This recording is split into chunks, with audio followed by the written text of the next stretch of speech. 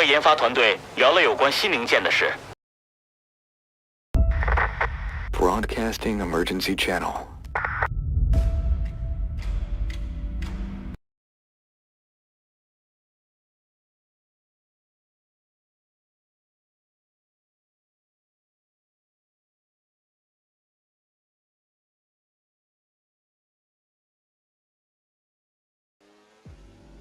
The Circuit Zandvoort is a track that was heavily renovated and adjusted before it came back to the Formula 1 calendar in 2021. The last corner in particular had huge banking installed to accommodate the speeds that F1 cars can carry and to make overtaking into the first corner a little bit easier. As a whole, the circuit is incredibly fast and flowing and retains much of the character that the older iterations of the circuit had. Despite its much faster layout, this is a very high downforce track with downforce levels similar to tracks like Hungary. Now I'm going to jump straight into this Zandvoort track guide for F1 24 and show you some tips and tricks on how to be faster. Turn 1 around Zandvoort is a long 180-degree right-hand turn, fairly reminiscent of the longer corners at Hungary. You'll want to try and carry a high minimum speed through this turn, and you can overtake around the inside and outside, giving you a few possible lines to take. This weekend is the Dutch GP at Zandvoort, and I'm going to teach you how to master the track in F1 23. This track is steeped in F1 history, modern, historic as well. Racing through the sand dunes here at the Dutch seaside town of Zandvoort. If you go to the left here of the pit straight, walk about 5 minutes, you'll find yourself at a very lovely beach. So let's not get distracted by the water and focus on the turn 1 braking point. You'll be arriving in 8th gear, DRS wide open in qualifying, and you'll be braking at the 100-meter board. What's critical to remember about turn 1, and a theme that repeats itself repetitively throughout the lap here, and what makes it such a fun track to drive, is a lot of the turns here are banked. What does the banking do for you? In a very short summary, and I'm happy to go into detail on a follow-up video if you'd like.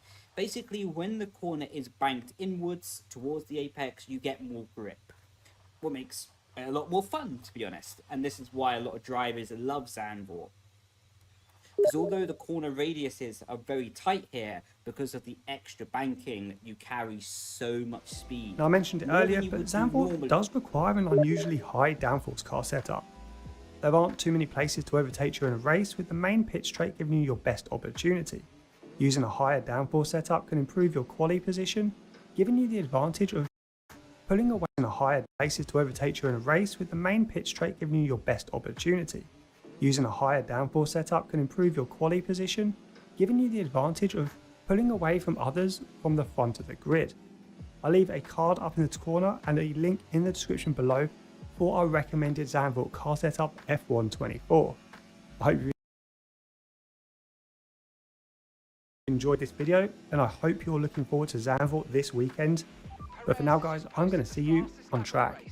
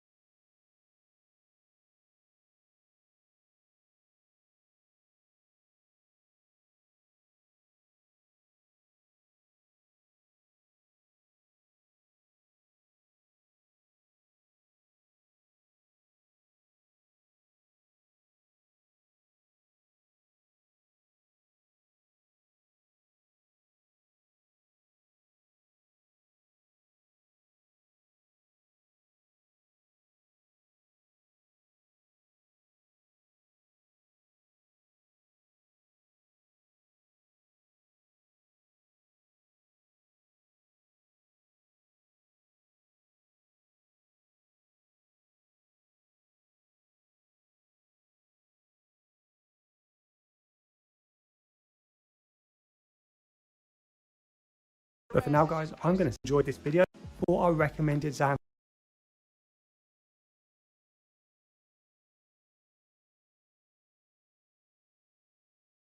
This weekend is the Dutch GP at Zandvoort, and I'm going to teach you how to master the track in F1 23.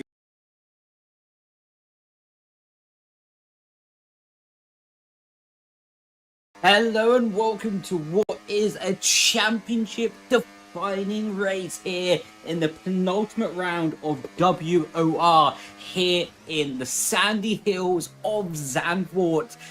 Of course, as I say, second to last race of the season and another chance to clinch our first ever WOR Drivers' Championship. We can also wrap up the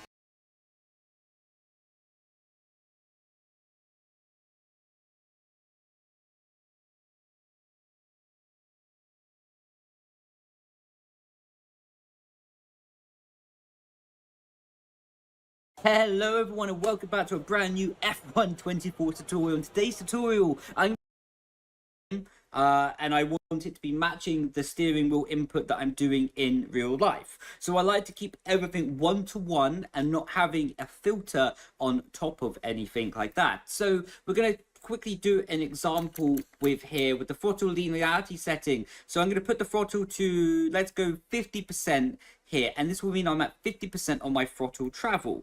And by the time I add throttle linearity, what basically makes us the first half of the input less sensitive and the second half of the input more sensitive, basically to make the first half of the pedal longer and the second half of the pedal shorter. When I put this up to 50% in the throttle linearity, you can see that it's going to completely change my input by almost 20%, going from 50% to 30% in the game.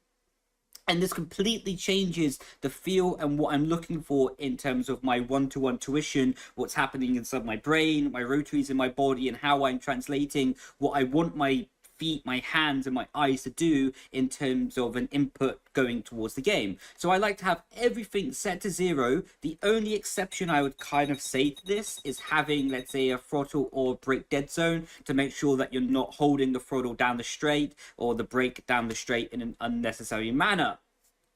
With that being said, everything to 0, and now we're going to be quickly talking about the in-game settings, so like the 65% on the force feedback, and again, everything set to 0 after that, because everything after the force feedback strength is purely a distraction from what's actually happening and is an amplified effect. For example, the game will still tell me that I'm going over a curb, but 0 is the true value that I should be feeling, and anything that I'm putting above 0 will be an amplified signal and will be over-exaggerating what it actually should be doing. For example, if I drive over a curb with 0, it's going to tell me that I'm driving over a curb.